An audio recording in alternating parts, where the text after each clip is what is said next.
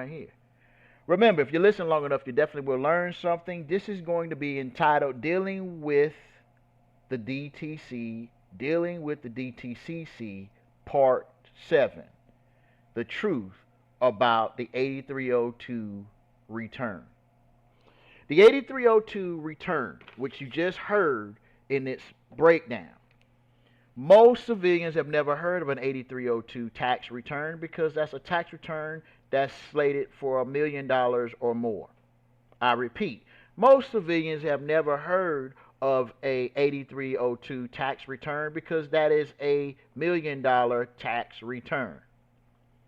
Now, I'm going to utilize asymmetric information to explain the difference in the approaches with the 8302 returns in 2023 because of the new FedNow accounts that are being used by most taxpayers unbeknownst to themselves, and the central digital banking currency that's in circulation as we speak. Let's not to mention all the things that are happening commercially, from trucking, logistics, computers, this, that, and so forth, that have ushered in this new algorithm.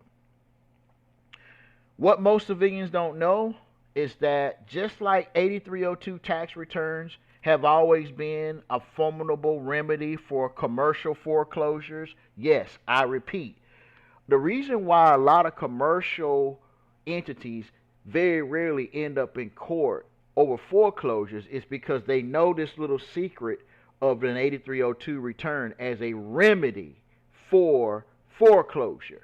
For example, they have $1 million tax return that's owed to them because they lent somebody else money and they haven't gotten their money back, so they filed an 8302 return on behalf of the debtor. Now that's an accounts receivable that's considered unearned revenue that they get to list on their book and then have it listed on the person who they owe on their books simultaneously. They're able to use that value in two different places at the same time. So an 8302 tax return has always been a remedy for commercial foreclosures.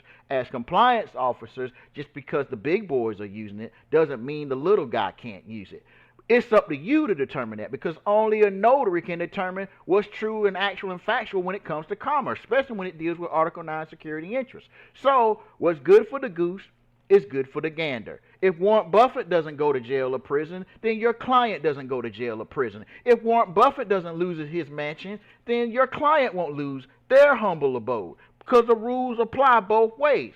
Why? Because the same contract, if that contract has an offer, consideration, acceptance, and it was signed under the penalty of perjury, that notary can step in and say, that's not just a contract, that's a trust agreement. And in accordance with UCC,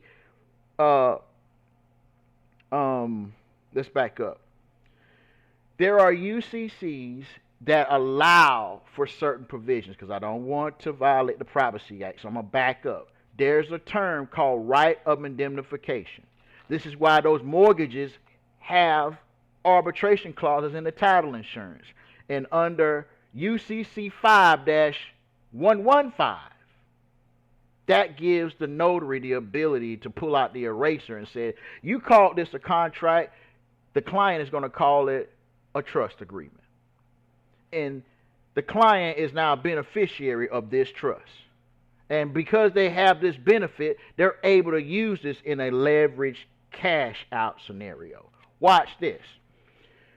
If a corporate entity can always use a 8302 return to bail themselves out as a remedy against commercial foreclosures, then the small guy can also use a leveraged cash out as long as it's been reinsured by a leveraged buyout. Because, see, when they buy real estate, they're using the true LBO system. That's why it's asymmetric. That's why if you can go out and buy a car and finance the car, it's the same principles when you buy a home. It's just there's other moving parts. Because a lot of folks don't realize the vehicles that you're buying on the car lot, they're held in trust also.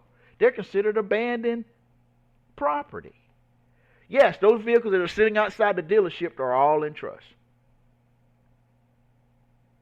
There are certain type of trusts you want to deal with. Yeah, if you're dealing with vehicles, you're going to use a UIT. If you're dealing with real estate, it's going to be a REIT. We'll have a class on that. Look, if I get enough individuals that's willing to, secure some time, I'll give you 4 or 5 hours, and I'll really open you up to how this stuff works. Mortgage-backed securities is how I sharpen my teeth.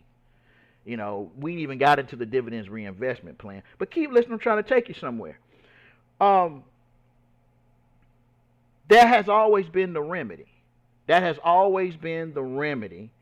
And so in 2023, when they implemented on top of current expected credit loss provisions, the deaggregation, income, statement, expenses, those two things allow LBOs to be tethered to leverage cash outs and leverage cash outs to be tethered to LBOs. You got to practice CECL and DICE.